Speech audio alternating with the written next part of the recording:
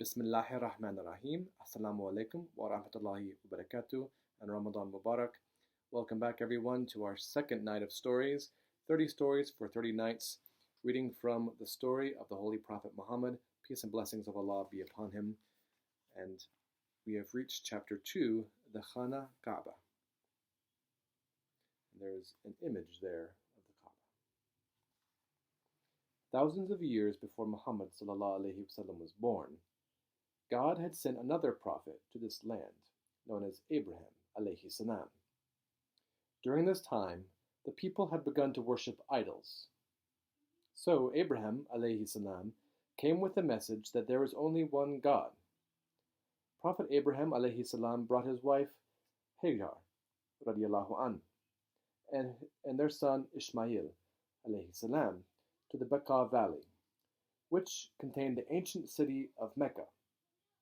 On the command of God, he left the two of them there, even though it was a harsh desert with no means to survive. Ishmael was just a baby, and he began to cry for water. Hagar radiallahu anha was a loving mother who did not know what to do.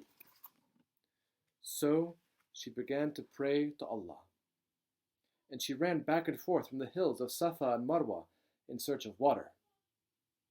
She did this many times, but she found no water.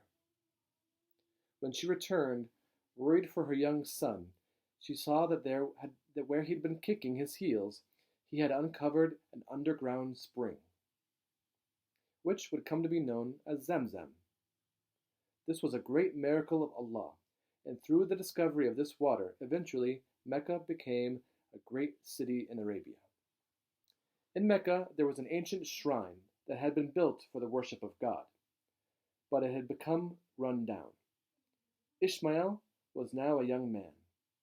Abraham and Ishmael alayhi salam together rebuilt the shrine, which is called the Khana Kaaba, where his followers would worship Allah. Many years passed between Abraham and Muhammad sallallahu alayhi wasallam, and well before Muhammad sallallahu alayhi wasallam was born, the Arabs had stopped believing in God. And instead, they began worshipping idols again. They made statues of people that they considered to be honorable, and they filled the Kaaba with these idols. The noblest families were given the responsibility of guarding the Kaaba. Because the Quraysh were so powerful, a member of their tribe was given this honor, and at one time it was given to Muhammad sallallahu alaihi wasallam's grandfather. So as we've learned in this story, just as we learned in our first story about Adam, sallallahu alayhi wasallam, mankind is very forgetful.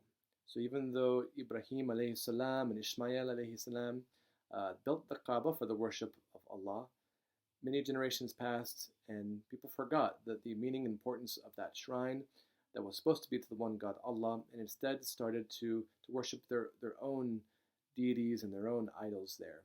And one of the most dangerous things about worshiping physical objects is that you believe that they have power. Now, nowadays, it might seem kind of silly to think that people would worship statues and believe they had special power, but think about how we do that in our own society here today. We see a car commercial and we think, wow, that car has the power to make me young and attractive and happy and beautiful and wonderful. Or that object or that new phone is going to make me cool. So in our own way, we still do worship these physical objects. So inshallah, Allah, during this month of Ramadan, this holy month of Ramadan, will cleanse us of these material attachments in this world and make us think more about the Akhirah, inshallah. And we'll see you tomorrow night for the third installment of 30 Nights for 30 Stories. Assalamu alaikum.